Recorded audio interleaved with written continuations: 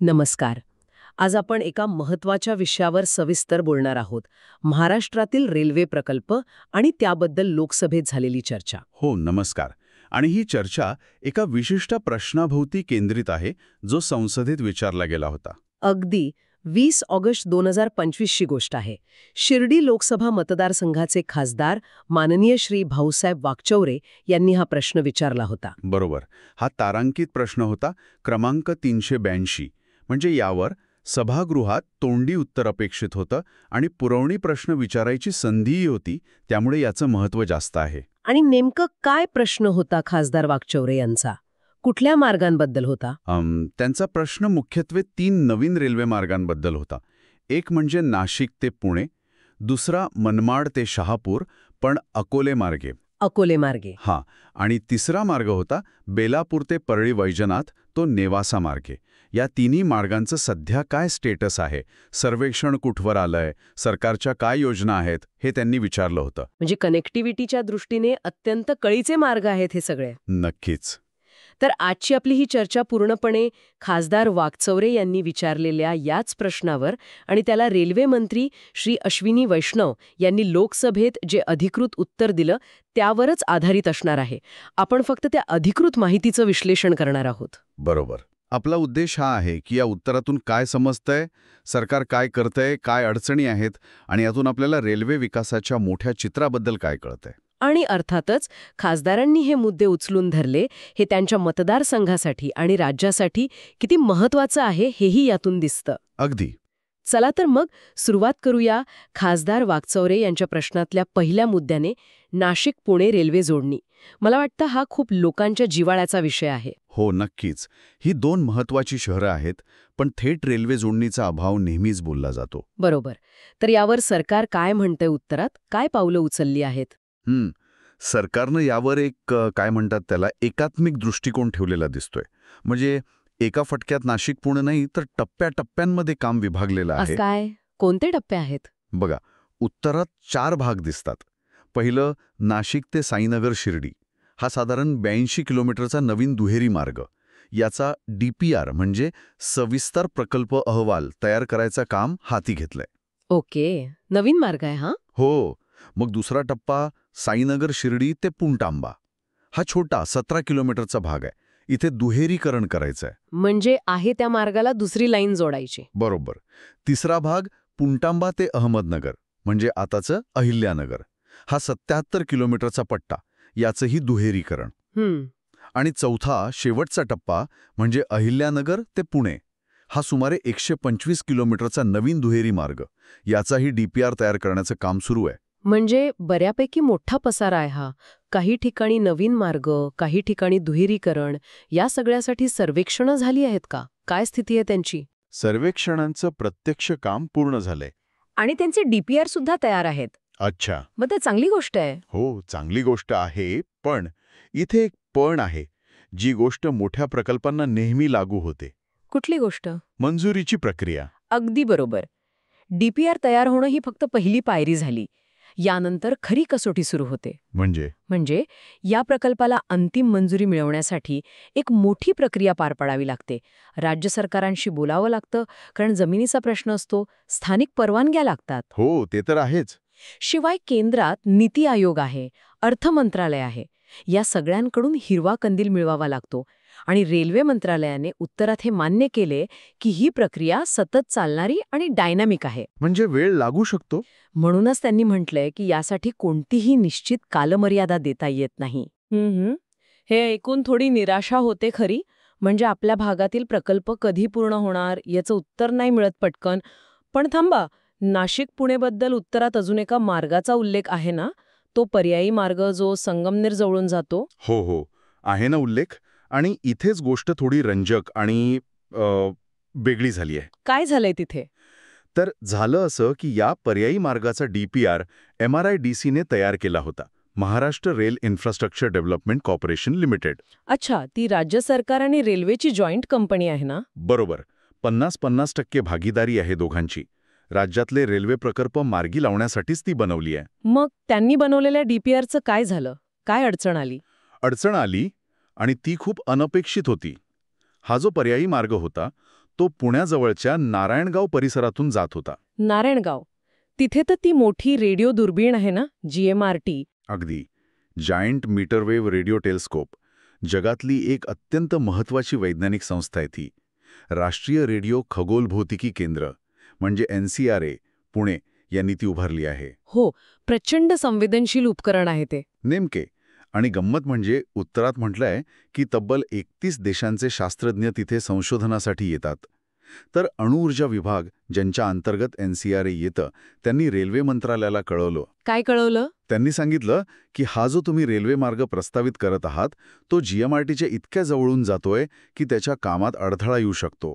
म्हणजे रेडिओ सिग्नलमध्ये हस्तक्षेप होऊ शकतो आणि त्याचा वैज्ञानिक निरीक्षणांवर हानिकारक परिणाम होऊ शकतो. अरे बापरे, म्हणजे रेल्वेच्या विजेमुळे किंवा कंपनांमुळे दुर्बिणीचं काम बिघडू शकतं? हो, संभाव्य हस्तक्षेप आणि हानिकारक परिणाम असा स्पष्ट उल्लेख आहे उत्तरात.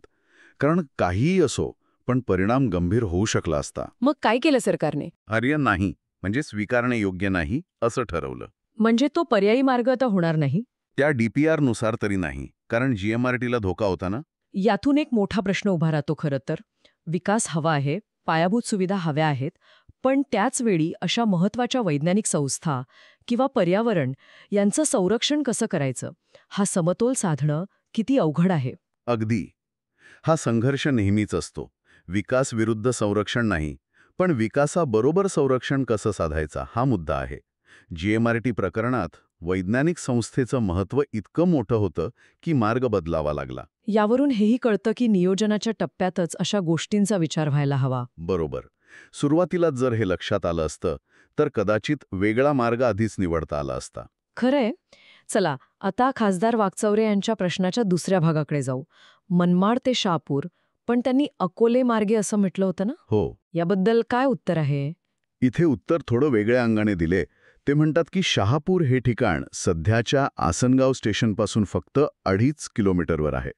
आणि आसनगाव हे मुंबई मनमाड या अत्यंत व्यस्त मार्गावर आहे.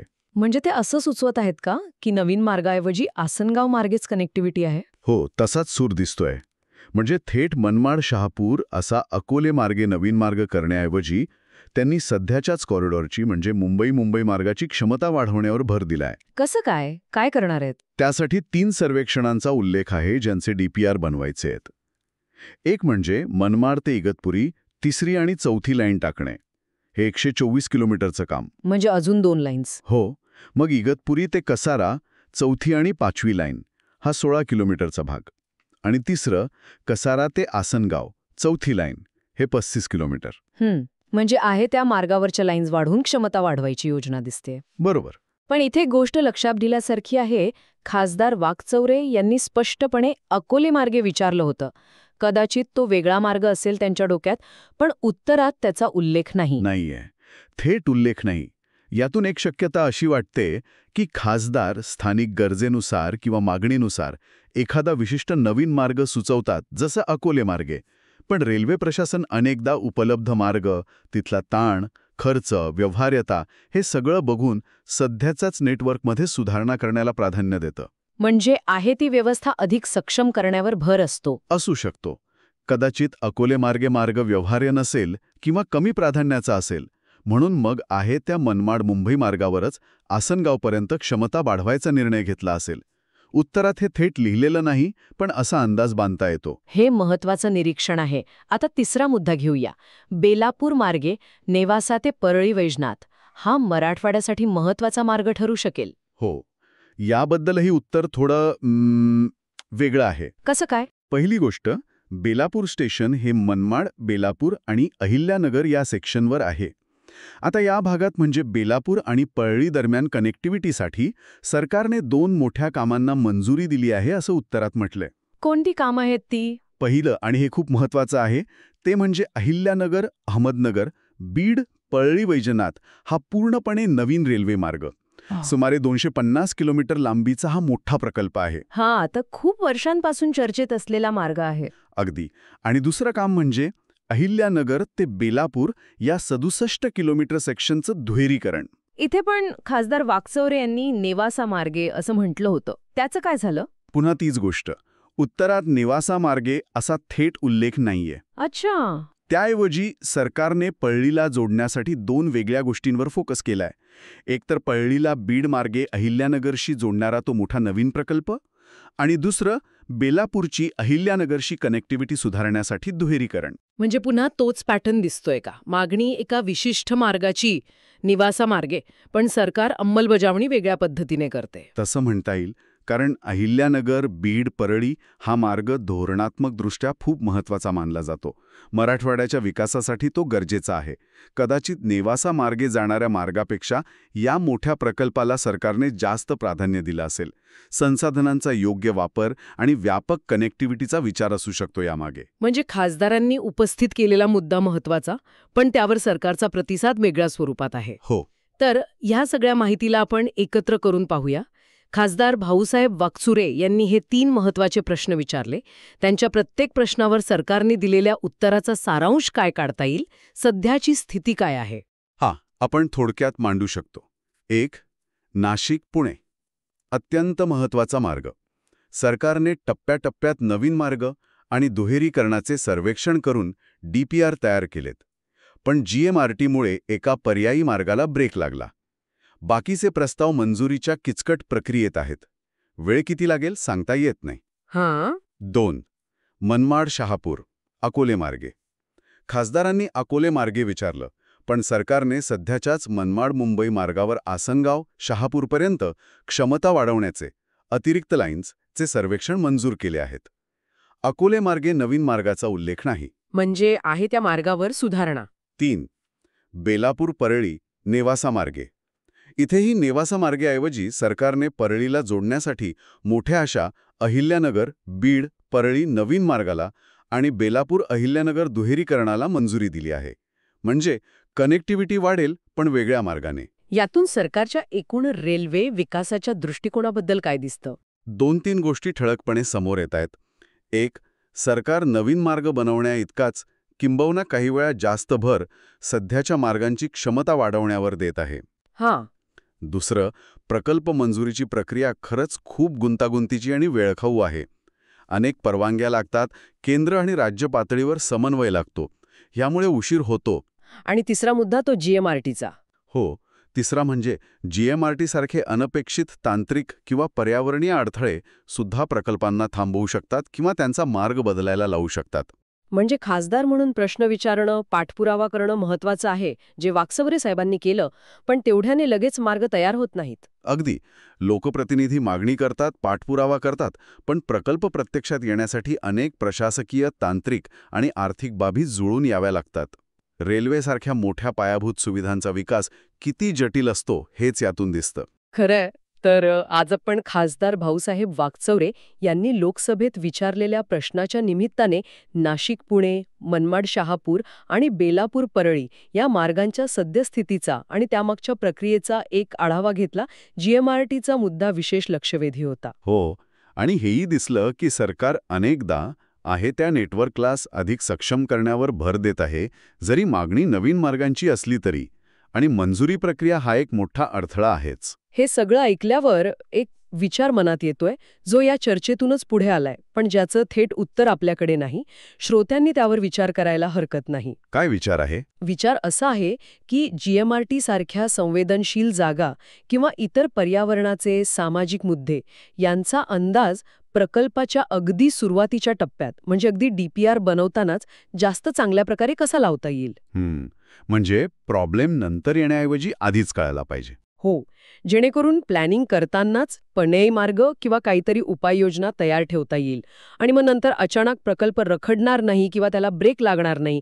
म्हणजे हे मोठे इन्फ्रास्ट्रक्चर प्रकल्प जास्त फ्युचर प्रूफ कसे बनवता येतील, हा खरा प्रश्न आहे. खरंय. नियोजनाच्या पातळीवरच अधिक दूरदृष्टीची गरज आहे. विचार करण्यासारखा मुद्दा आहे नक्कीच.